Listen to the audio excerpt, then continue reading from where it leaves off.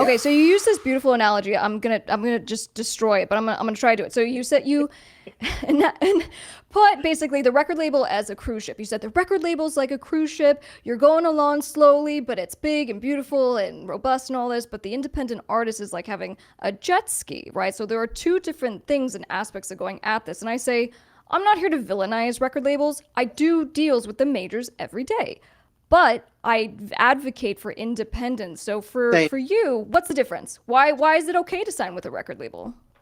Because there are some instances where they can be really helpful. Like, what if you're an artist who has zero entrepreneurial skills and you really need a label to get you out there?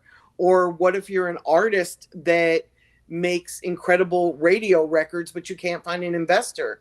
And we know that to take a song at urban radio to number one, you're going to spend anywhere from 125,000 to $150,000 for one song. So if you don't have an investor, but you're making radio music, you're probably going to need a major label. So they're not evil and terrible, and you should never do business with them.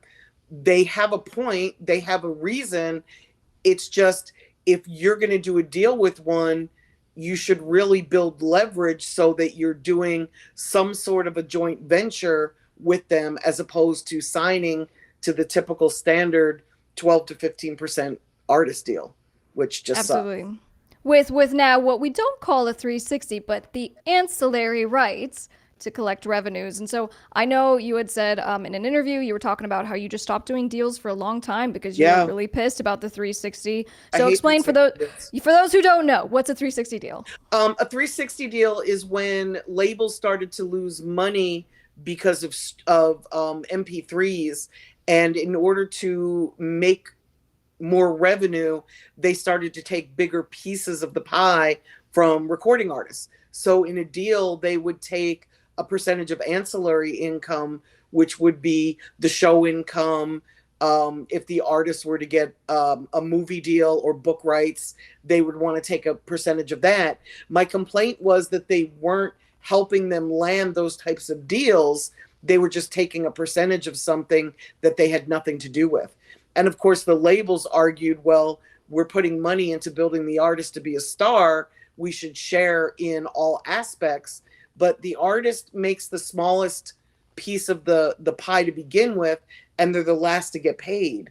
So I have a tremendous issue with somebody trying to eat off of an artist when they're not even putting in work to get them those ancillary types of deals.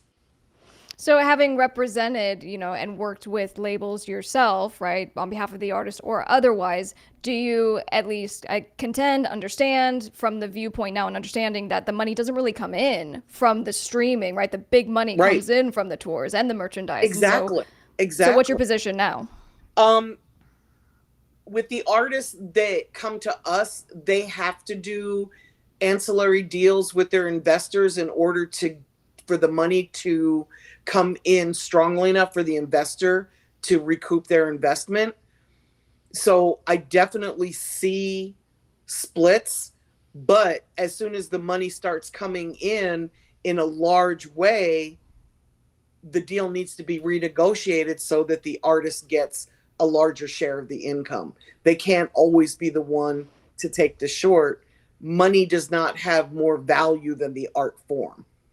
Love that.